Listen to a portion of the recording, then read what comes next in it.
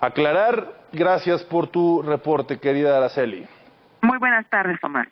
Muy buenas tardes. Bien, ahora vámonos al tema del cual todo el mundo está hablando aquí en México, lo aprobado esta madrugada en la Cámara de Diputados sobre el llamado Plan B del presidente López Obrador. Me da mucho gusto saludar a Ukif Espadas, consejero del INE. Muy buenas tardes, consejero, gracias por estar con nosotros aquí en el Financiero Bloomberg nuevamente. ¿Qué tal? Muy buenas tardes.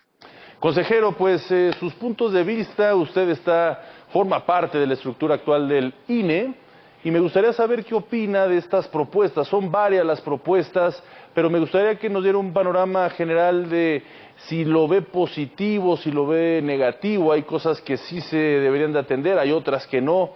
En fin, primero analicemos su punto de vista general, por favor. Bueno, más allá que valorar cada una de los cambios que esta reforma plantea, me parece que hay que hacer una valoración general del sentido de la reforma.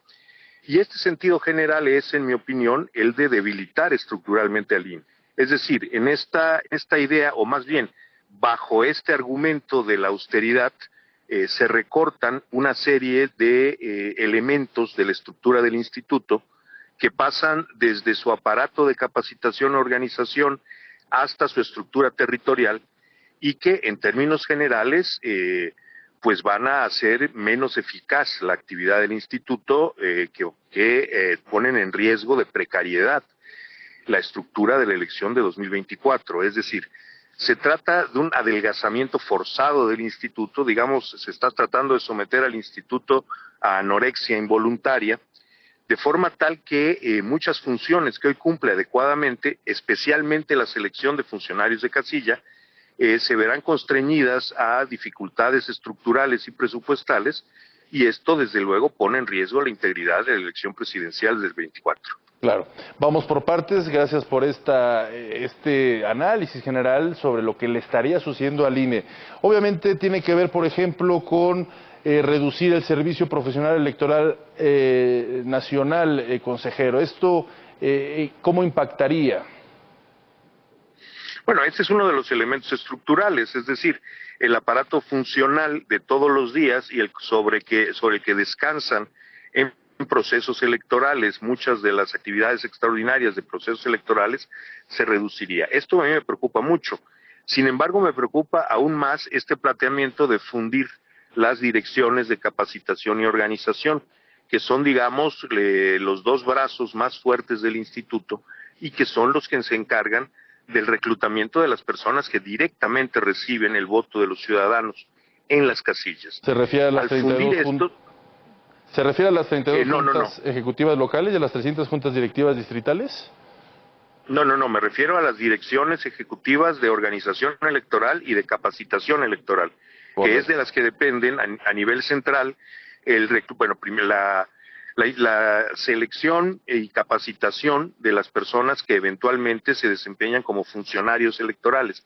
Es decir, para que lleguen el presidente, el secretario y los escrutadores a las casillas, hay un proceso legal de insaculación del cual se selecciona a 12 millones de personas que son visitadas en sus domicilios, capacitadas y finalmente seleccionadas a través de otro proceso para que de ahí al final se seleccione estrictamente al cerca de 1 millón de personas que integran las mesas directivas de casilla.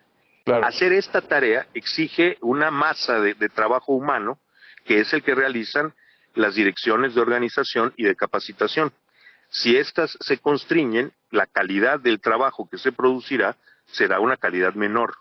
El universo sobre el que se selecciona en principio se reduce y eso hace que las garantías, por un lado, de tener a los mejores perfiles ocupando esas posiciones también se reduce, pero peor todavía, se corre el riesgo de que la capacitación y el reclutamiento de funcionarios sea insuficiente y en consecuencia la instalación misma de las casillas sea precaria. Claro, pues ahí está uno de los, como bien comenta, consejero, uno de los problemas estructurales. Otro de ellos es pues comprimir lo que son las OPLES con el organismo central del INE, por supuesto. ¿Cómo está entendiendo esta propuesta, por supuesto, que plantea el presidente López Obrador con su plan B? Bueno, digamos que podría tener efectos semejantes, es decir, en la medida en que se suprimen elementos estructurales en honor a esta compactación, también se recarga de funciones a las personas que quedan a cargo de esto, o de plano se hace imposible el adecuado ejercicio de alguno de ellos. Es decir, la estructura actual de los soples es una estructura que se ha probado y que ha demostrado su suficiencia para realizar procesos electorales locales de manera adecuada.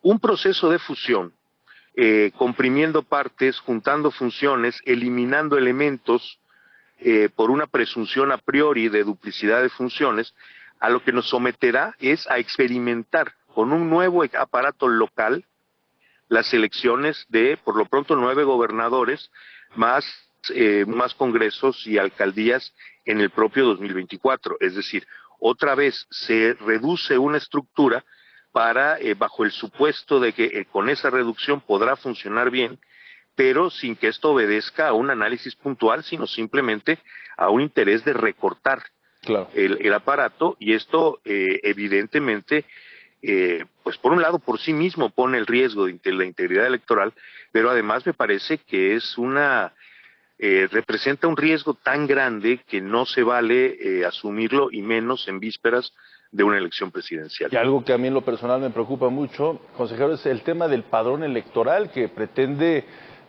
quitársele al INE y llevárselo a Secretaría de Gobernación. Esto a mí me parece muy complejo porque de ahí parte toda la posible manipulación o no del voto de las personas que van a votar. Sí, tenemos que recordar que sea el Instituto Electoral que el que maneja el padrón, forma parte del proceso de autonomía. Es decir, este padrón anteriormente, estoy hablando de antes de 1994, antes de 1996, era elaborado y manejado por la Secretaría de Gobernación, primero a través de la Comisión Federal Electoral y luego del IFE cuando no era autónomo. Finalmente, en esta decisión crucial de hacer del IFE en ese momento, una institución autónoma, incluye desprender de la estructura central de gobierno el control del padrón electoral, con efectivamente todo lo que esto implica. Es decir, quien controla el padrón electoral no solo tiene el control de los datos personales de todos los electores, sino que administra, distribuye, registra altas, registra bajas, e históricamente la conclusión a la que esta sociedad llegó es que eso era mejor que se hiciera desde un órgano autónomo. Claro, ahora finalmente me gustaría preguntarle, desde su análisis, más allá ya de lo estructural, de estas partes técnicas que estamos analizando, ¿cuáles son los objetivos del presidente de imponer sin análisis, sin un consenso, sin incluso el entendimiento por parte ni de los diputados ni de los senadores, todo lo que esto implica, este famoso plan B y todos estos cambios importantes? ¿Hacia dónde quiere llevar la democracia, pero también el aparato, el árbitro, que precisamente se encarga de todo ello? Bueno, yo no me atrevería a hablar de las intenciones del presidente, eso es algo que él conoce y me es muy difícil conocer a mí, pero yo lo que veo es que hacia donde esto se dirige, independientemente de cuál sea la motivación, es a un debilitamiento del aparato electoral que haría vulnerables las elecciones a la intervención de distintos poderes fácticos. Es decir, en la medida en que la institucionalidad electoral se debilita, se generan espacios vacíos, espacios de funcionamiento deficiente, que frente a actores políticos reales, pues debilitan la capacidad de proporcionar elecciones integrales. Es decir, ¿cuál sea la intención? No lo sé, pero el rumbo al que esto apunta es a elecciones menos confiables de las que hemos tenido hasta el día de hoy. Bien, pues consejero, le agradezco mucho su tiempo para platicar con nosotros, consejero Uki Vespadas, consejero del INE, y pues le pido mantener la comunicación para seguir analizando este importante momento de nuestra democracia en México. Gracias. Gracias, mucho gusto. Gracias, un fuerte abrazo. Bien, pues ahí está el detalle. Por supuesto, aquí en el Financiero Bloomberg seguiremos platicando al respecto y analizando pues este plan B, a ver qué fin tiene, a qué destino logra llegar. También le comento